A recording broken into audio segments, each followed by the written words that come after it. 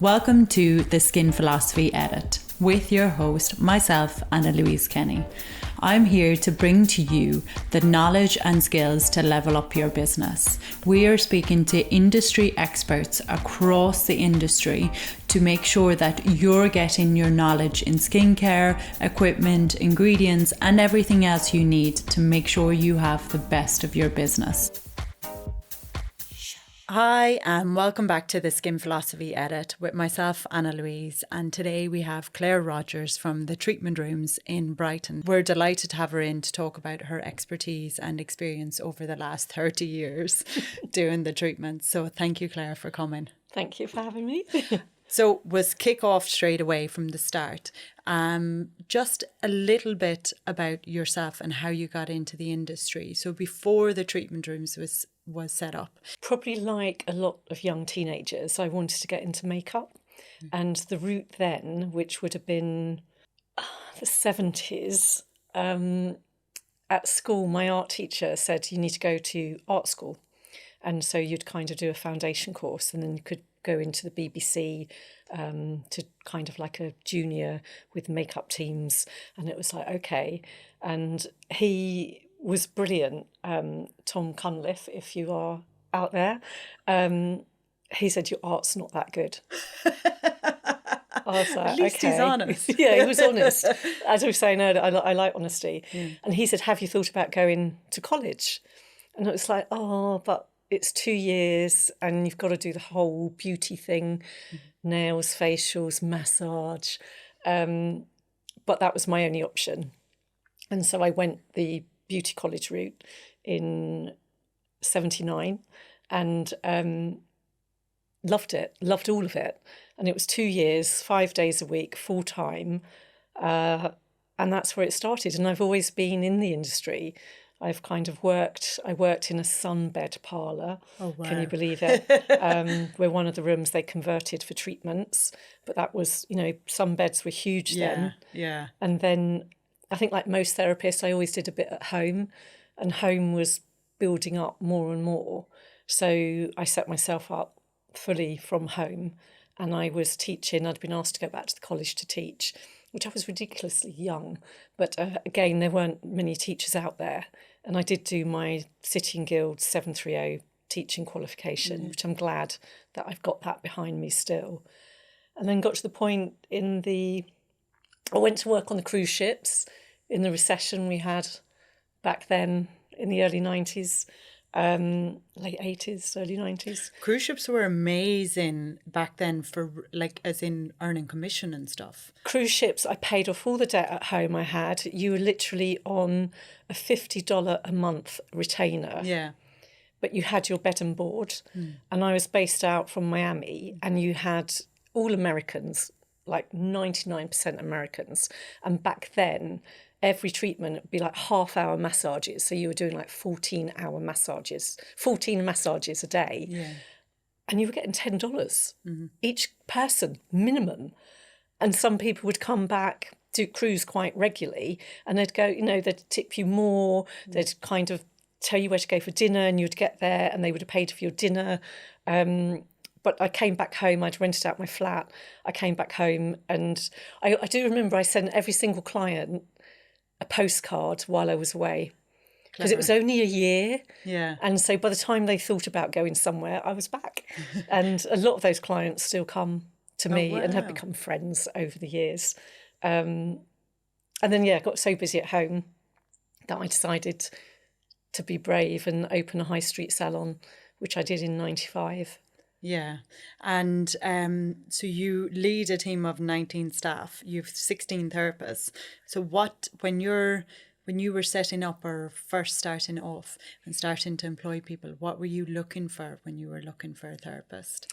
When I first started, employment, I had no idea. I didn't have a clue what to do with employment. Yeah. And I thought I was expanding 100% by taking on somewhere with 2 rooms. So we had a nice little retail area with a booking desk and like pen and paper taking bookings. And I had 2 self-employed therapists. Who knew back then that would be the route now? Yeah. But of course, with self-employment, I even knew then that they could choose when to come in and not to come in. And so you can't run a business like that. Yeah. And so I offered them employment as we got busier and busier. And so employed my first couple of therapists who one I still see regularly. Again, she's listening, Donna. And her sister came to work for me on reception. And I think because I was younger then, I really had a good connection with my team because we were all a similar age and it was all quite new. Beauty salons were quite a new thing. Yeah. So, yeah, just passion, enjoyment of the industry, the same things I look for now. Yeah. And hopefully if I have a connection in some way, it doesn't matter if I don't, so long as they've got the passion for what they do. See, this is a great thing to bring up about employing therapists is some people will look for skills, some people will look for experience, but really looking for an eager to learn is the most important thing. You can, if they're not willing to learn, you can't teach them anything. So it's interesting to it's those the passion, the motivation. That's what's important, because when it boils down to it, that's what keeps them going. Because it's hard work working as a therapist. I heard somebody, and I can't remember who it is to quote them, and I think they were on a Stephen Bartlett podcast, and it was learn before you earn. Yeah. And as soon as I heard it, I thought, I'm still learning. Yeah. But you do, they come out of college and it's like shut down. I'm qualified. I know everything. And it's like, no, you don't. Yeah. Yeah. And one of my sayings is you only know what you know. You don't know what you don't know. Yeah. So you can't always assume that you have everything, that you have all the information to your hand just because you have a phone.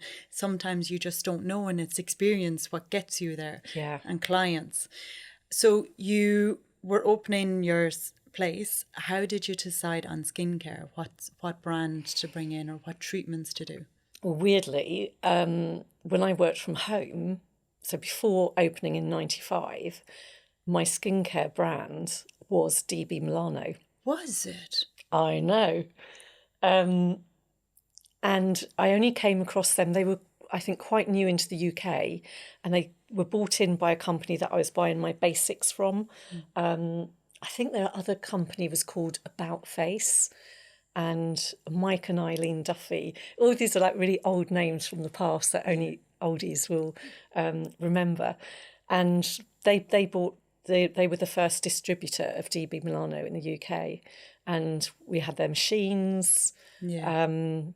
And it's a great brand. Because the listeners might not know you still have them to this day. I know, this is why it's so embarrassing. I still have them. I kind of dropped off for a bit because they had a lot of distribution problems. Yeah. Or finding a UK distributor because the original Mike and Eileen no longer did it. And we kept one range within the range, which was their Hydra Perfection. Yeah. It wasn't called that then, but we kept that because it was just amazing. Hyaluronic acid, I mean, it was so way ahead of its time. Yeah. And then Expert Professional, yes, the distributor now, yeah, when they took it over a few years ago, it just exploded. Yeah. So we took on nearly every range. Yeah. And the product is amazing. It really is amazing. Yeah, I do hear good feedback from it. Yeah. I haven't personally used it, but I do hear good feedback. Yeah, and there's a lot of ranges under the umbrella of DB Milano. And they do cover everything without going too technical. Yeah. They've started bringing in what I would call a more technical product. And that's kind of like, we're just going to see how that goes. Yeah. Polynucleotides. Yes. Yeah. And I kind of like to see, because there's always something new. Yeah. And I'm not one for, we've got to have this, we've got to have that, because that's the trend at the moment. Yeah. I like longevity. I like to know that something's going to stay around. I know there's been a lot of evidence that these things work. Yeah. But it's just like, and it's hard on your therapist to keep going, right, now we're doing this, and now we're doing that. Yeah. And you've got to change your website. It takes a lot of time to introduce a new product or new treatment. Properly. properly. Yeah. Yeah. It's easy to flick. Yes. Yeah, but it's to do it properly. Yeah, one brand for 30 years. I don't flick easily. What is your most popular treatment? Like the most favorite treatment in treatment rooms? It's really interesting because we get a lot of data from our Forest salon software. And coming into this time of year, massage is really high up, believe it or not, which is why I've always kept holistic. And I think the two go hand in hand. But our facials, just facial, if you grouped facials as one thing rather than breaking down the facials, then facials. Yeah, because everybody is, just since lockdown, everyone's so aware of their face and looking at their own face. And skincare has really exploded. Skincare's exploded. I think because in lockdown, so many companies that were just business to business, they had to survive. So they went business to retail, which is where people were buying things that maybe they shouldn't have been.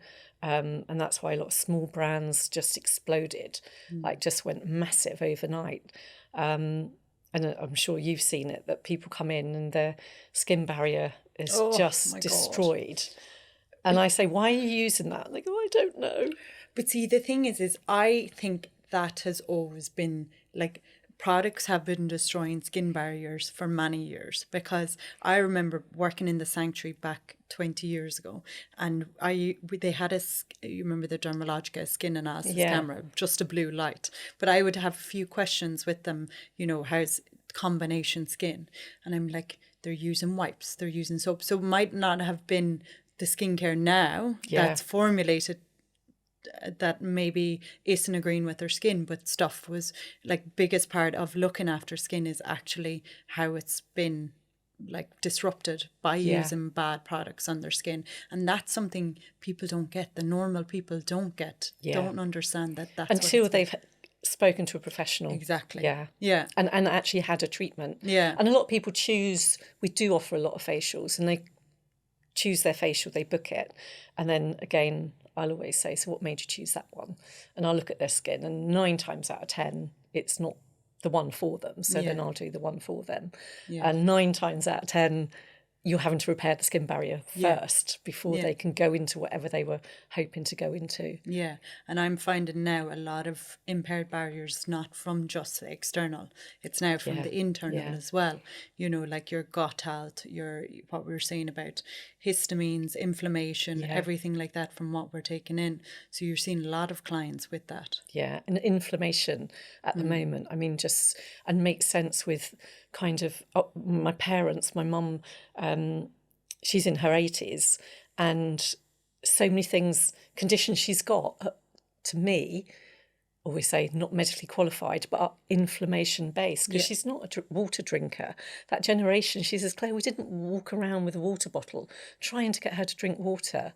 And so much inflammation that just, our body's a holistic thing, and it does affect your skin. Yeah, I do think the stimulation of like phones and stuff like that keeps us on fight or flight, which is a type of stress that we don't even see or recognize anymore, but it's there stimulating our body.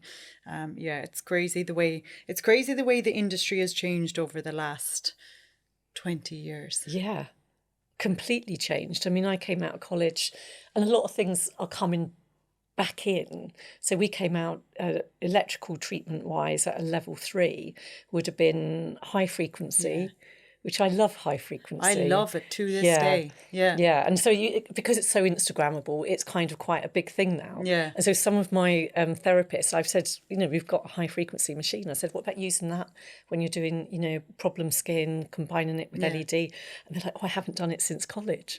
And it's like, okay.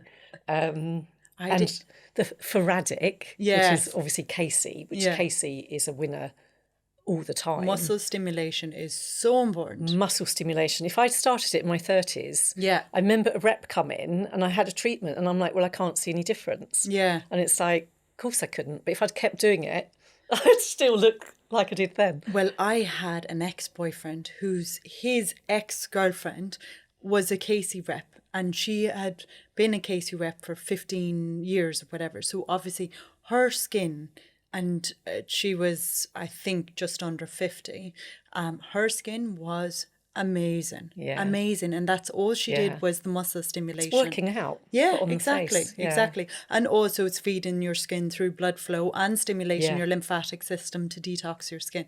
It's all those facial electrics. Like I see it even now when I'm teaching, students will come in and go, they're trying to get to level 4 for the peels and needling. I'm like, listen to the 3s Yeah. because you can really incorporate them into your treatments a lot more than we are utilizing it. Yeah. Than we are. So can you share some key lessons from your personal journey in the beauty industry, from being a golden alumni at college to a successful salon owner? So you might have to explain golden alumni. I need to go and get my phone. I think it was lovely to be kind of selected for that at college. I think it was maybe about 20 years ago. So it's been invited back as a past student. Okay. And another local business owner who they were trying to find people that had been successful and still in business to promote, obviously, students that had gone through college. Yeah. And so, but I did find out that Deborah Meaden had been an alumni there as well. So I felt I was in good company. Yeah. Yeah, it's just all, isn't it? It's all good PR. Yeah. So, and I've always stayed in the beauty industry, hence always beauty is the word I say. Yeah. Because that's how I trained. We were beauticians, beauty therapists in beauty salons. And so, yeah, the alumni, it was lovely. And I got a plaque thing. And just, I've always done it. I've always, like even going to work on the cruise ships. I think it's a skill that, yes, there's lots of machinery out there now, but it's your hands, it's your knowledge.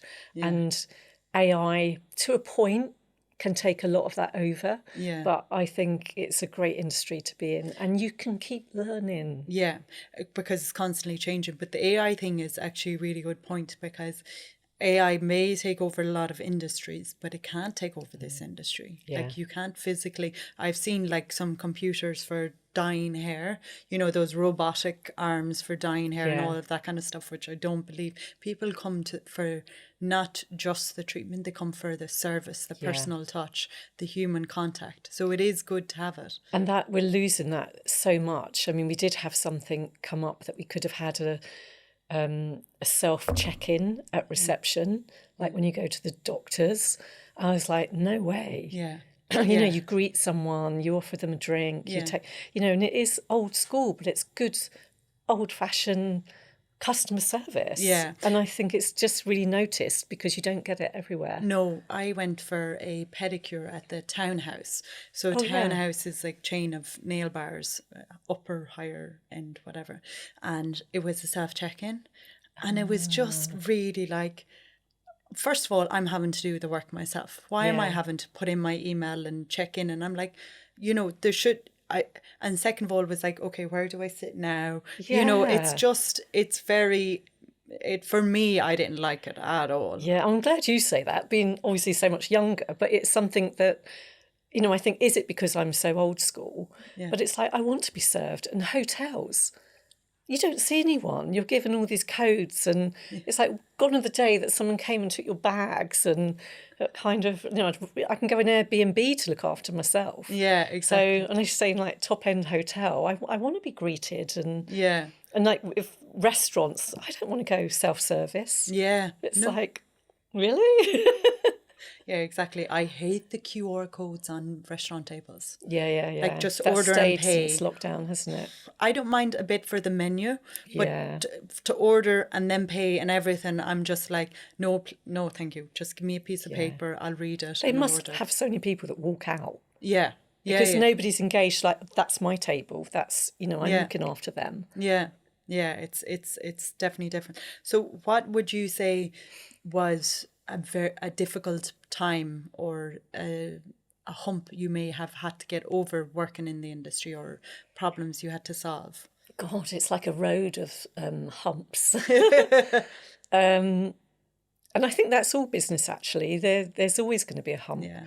And I think when you have your first, I think we should change the term of humps, but when you have your first few, which I can't remember what they would have been, oh my God, it's just so stressful. Yeah. But now it's like, that's normal, you know, it's a roller coaster. Yeah. I kind of go, oh, the tide comes in, it goes out. There'd always be something, but the big ones, obviously, the COVID, Yeah.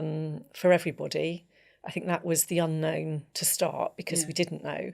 And I have to say, for businesses, we wouldn't be here if we hadn't had the support from government with the furlough for staff Yeah. and the all the grants. Yeah. There's no way we'd still be here because we still had to pay our rent. We didn't get a penny off for our rent. We still had to pay. There were so many things with such a big building, you know, servicing of the fire alarms and lots of safety stuff we still had to do. So we still had money going out.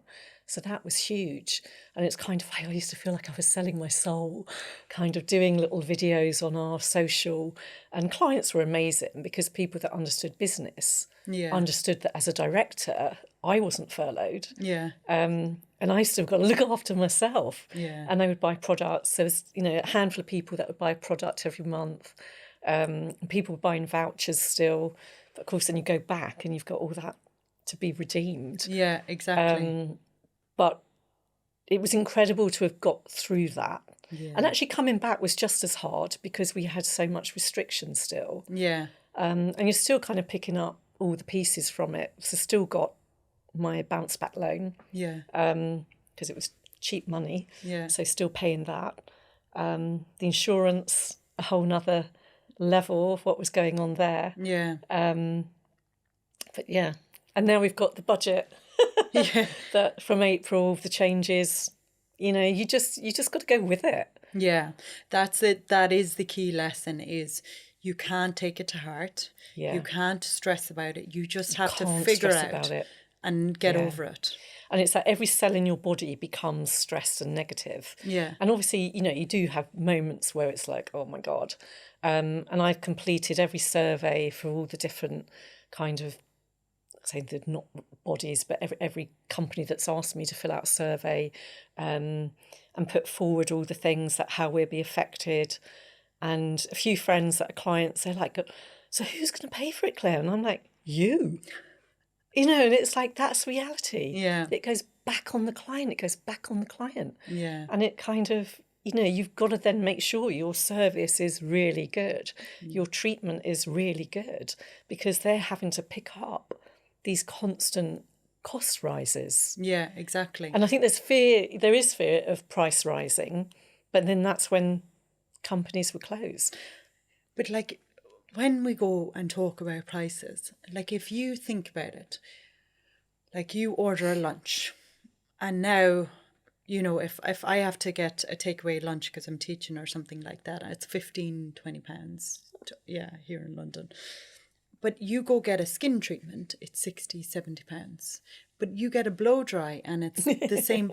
You know, like I really think that we don't charge enough. Yeah. Like face is the thing you see. The treatments we do are making you feel better. Look better is also a side of it, but it makes you feel a lot better about yourself. And we have to pay out costs of the treatments, staff, rent, electricity, VAT. Oh God, VAT. But it's I think we've a tendency to undervalue ourselves. Yeah. And part of that then is a lot of, and this is where the controversy starts. It's a part of it is because we're in competition people who are buying cheap products, people who are not qualified. And then we have to compete with that. Like I see when I had the clinic in Barnes, you know, a normal skin needling treatment would be £150 to £200. Wow, And now it's down to £80 because people are buying Dr. Pen, which causes scarring on the skin. But you can't explain that to a client because they're like, yeah, you're just saying that because it's like, no, literally, like if you're to use a decent pen, it's going to be £25 for just the needle. Yeah. Never mind the serums on top, never mind the wages on top, never mind the training for the qualification or anything like that. And so I do think we have to put a little bit behind better, you know, say trust in ourselves of making sure we keep a higher price for a higher standard because it's not all the same treatment across the board. And I think people, and it's great because there's so much more awareness, that when it's so cheap, and usually it might be an express treatment that they're just in for 30 minutes. And it's like, and I say, it's like going, you see somewhere advertising a roast dinner for like $5.95, and it's like, geez, no, where's that meat from? Yeah. So you get what you pay for. Yeah.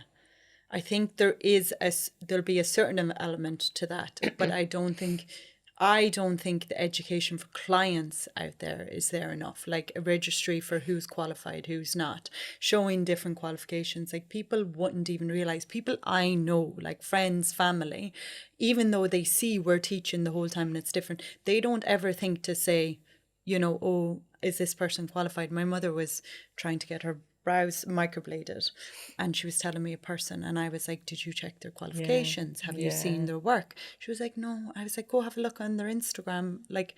And then she was like, oh, okay. It's like, and she should know, look for this. Out of all of people, she should definitely know. And it's just not there, the education for clients and the justification. And I think that's where there's a big space in the market at the moment, is really educating the clients to go, this is. And I think because there's always been salons, clinics out there, that the public don't realise that there's no regulation. And it's slowly, kind of, if we tell them that awareness is there. But one of my clients, I was saying, I could go and do a course on injectables, unqualified, unregulated. And I said, and so could you. Yeah. And she was like, really? And it's like, yeah. Yeah, it's so bad. And how we can even begin to start the regulation. Yeah. It's just, I think they should start straight away. Yeah. With new ones. Yeah. And then work on sorting out what's already out there. Yeah. Whereas to try and put together something with what's already out there. Yeah. It's going to keep being delayed and delayed and delayed. Yeah, exactly. But I do think the last couple of weeks, it has changed a lot because, that woman that died from the fillers. Yeah. Like, that's shocking. Yeah. Imagine, like, you're dying from having a cosmetic procedure, aesthetic procedure. Like, it's awful. And then someone else from another surgery, she ended up in hospital. Yeah, Brazilian butt seems to be a big one at the moment as well. So hopefully, the regulations will get a bit, and then that'll make the industry a bit stronger, and then we can have a little bit more like, okay, this is what we're worth. Yeah. This is why we're worth it, because we have to meet a certain standard. I know in London a lot of councils do register. Yeah. But, I think for councils that are all desperate for money, I mean, have some, and when we started needling, I phoned our local council and said, I phoned environmental health, do I need anything? And she said, no. I said, we've got one for electrolysis. And she said, well, just do what you do for electrolysis. And also it's being kind of vetted by people that they would come in and they don't know what they're looking for anyway. Yeah. Because they're used to going into restaurants and kind of, just. But it is that way, it's definitely implementable, because I see there's some Tottenham in London, North London, years ago. I think this was 2013 or that. And there was a clinic we were training, and they were just doing laser hair removal. And the council, even then, were like, okay, we want to know who's doing the level 4. They actually contacted us to get the manual to see what they're being taught. Yeah. And if they can do it, all councils can do it. So, but we'll see in the future whether it starts to get a little bit more regulated, hopefully. What current trends in the beauty industry excite you the most? I think I'm kind of repeating myself a bit, but I don't like trends. Yeah. I like things that are not necessarily been around for a long time, but are going to be around for a long time. So I like to know that they've got longevity. If you're going to invest in things, invest in the training as well as investing in the equipment or the skincare.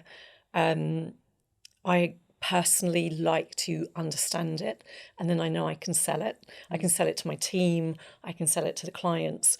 But faddy trends, and it's even recently there's a big thing about the tap-in. And it's like, tapping's nothing new. But it's great that it's, there's awareness on it. It's getting the lymphatics started. But, so some trends have actually always been there. Oh, but it's hilarious. Yeah. You see these influencers and they're like, oh my God, this is amazing. And you're just like, my God, like you're just effleurage. You're just it's like Qigong, been doing it forever. Yeah. It's terrible. We're cynics. So how do you encourage your team to avoid burnout and stay passionate about their work? I think passion is, if someone puts it on their CV, it's either there or it isn't. It's difficult to you can't. I don't think you can train passion. If there's a skill that they really don't like, then I don't have them do it, because we were talking about energy earlier, and it comes through. Yeah. And then there are certain skills that they love, and so they're so much better at them because they love them. So that is passion. So not forcing them to do things that they don't want to do. And burnout, a classic one, is particularly this time of year when we're a bit quieter. I'll look at the diary, and in the morning, more so in the morning, I'll see someone, what we call white space, and I'll WhatsApp them and say, oh, don't come in till whatever time. And especially the mums, they're rushing, dropping kids at school, just to go somewhere, have a coffee, or they're probably rushing and doing something for the family anyway. But it's kind of, I think because I'm a therapist as well, it's watching that. We don't do late nights anymore. It's trying to keep a good team as well. We don't do Sundays anymore. We don't do bank holidays anymore. Whereas when I first started, we were open all the time. Yeah, that was a thing of the past. Yeah, and we'd be busy. Yeah. But we used to get the London people commuting back from London would come in for a 7 o'clock treatment, and we'd shut down about 9 o'clock, and it's like, I don't want to be there at that time, so I can't expect my team to be. Yeah, and it's not affected the day. So we finish treatments at 6 o'clock. But I think because of the work from home means people have more flexibility during the week. Definitely. Saturdays aren't what they used to be. No, not at all. Like if you remember before lockdown, before work from home, like it was a stage of you were working Monday to Friday. You only could have Saturday and Sunday. Like even deliveries. Yeah. You wouldn't know what to do with your deliveries because... Or you had to take a day's holiday to go to the dentist. Or you were getting a couch delivered and you didn't know what time they were going to come, so you had to take a day off. So I think it's made it more flexible, and then people are realising work-life balance a little bit more. I think definitely that was a good thing from lockdown for people, was that they realised they had so much of their day back, not half a day commuting. Yeah. And just, it's important because, it's difficult to preach wellness, what to eat, what not to eat, to staff. And I think that comes with age as you start to realise, I better start looking after myself. But trying to encourage the looking after yourself is just as important. Yeah. And I think also when they're learning something new, you get remotivated. You know, when you're kind of, oh yeah, I forgot I knew that, and oh yeah, I can't wait to bring this back to clients and stuff. So it's nice to keep them kind of stimulated as well. Where do you see yourself in 20 years professionally? Professionally, so 20 years time, I'll be 60. And I've told very little people this, I would actually love to have some sort of adoption agency, like looking after children, later on as something to kind of give back. Yeah, I really, I love children. Nobody knew that. I know. Yeah, at some stage I would like to be in the situation where I'd be able to give back and do something like that, like have a probably more out in India than here, but have something for children, some sort of adoption agency or something like that, or not agency, but house or whatever you call it. Yeah, so you'd be adopting. Yeah, adopting or having an orphan home. Yeah. Like have to Yeah. lost children when they're younger. That I have a big soft part for children. Yeah. And I think at some stage I I wouldn't stop working. I just couldn't stop working. But this industry is like, it's changing all the time, and I think at some stage you kind of go, okay, right, now to do something a little bit different, maybe. So yeah, that's one side of the spectrum. Yeah, that maybe potentially. And what about another? Do you have a couple of options in mind? With the business, then I would love to do a lot more with it. There is something in the pipeworks at the moment to make it more global, more accessible globally, like have a set education around the world of the same kind of levels, same amount of knowledge, and make it accessible to everyone. So that's that would be more the near future. And then also franchising the clinics, franchising the training, there's all those kind of stuff as well. I definitely think the side of making education for this industry accessible is definitely the next path. Amazing. Yeah. Good. We'll see. It's when people don't have a clue, and it's like, how do you not know? Yeah. I remember we used to be kind of stopped in the centre of Brighton, and people would come up with their clipboards and say, "So do you know what you'll be doing in the next 5 years?" And I go, "Yeah." Yeah. And 10 years, and yeah. And then they'd move on to the next person. Yeah. It's like, I'm fine. Yeah. No, like I always have an idea of what's the future is. 5-10 years down the line, you have to have something to believe in and to drive to and 100%. Everything like that. And I do this thing that I review it every 5 years. I really didn't think I'd be working in my 60s. Yeah. So at 60, and I think at work they were a bit like, what's she going to do? Yeah. And it's like, I'll review it at 65. Yeah, because I really don't believe in, when you love what you do, it's not work. And I don't believe in stop doing it. I really think it's like, okay, I've retired. What now? Like that's, And a lot of my friends are retiring. But I know I'm in a much better position because I can control my diary. And so that's up to me to make sure that I don't burn out. Yeah. Because, you slow down a bit, you get tired. And that's just aging. Yeah. And so working with that. But I still love it. Yeah. It does. You do like have to manage. Your body changes. Yeah. And you aren't the sprightly sprite that you once used to be. Like I'm definitely starting to notice now, and I'm like, oh God, because you think I'll be like that forever. But I think it's important to look after yourself as well. It's your body saying, look after yourself now. I saw a client yesterday that was with one of the other therapists, and I hadn't seen her for years, and she went, "Are you still skiing?" Yeah, I'm still skiing. It's like, kind of this thing that you can't do things. Yeah. And it's just, I guess, a mindset that you put yourself in. Yeah. But it's like, of course I'm still skiing. Yeah, I think my dad learned at 55. Oh, amazing. Yeah.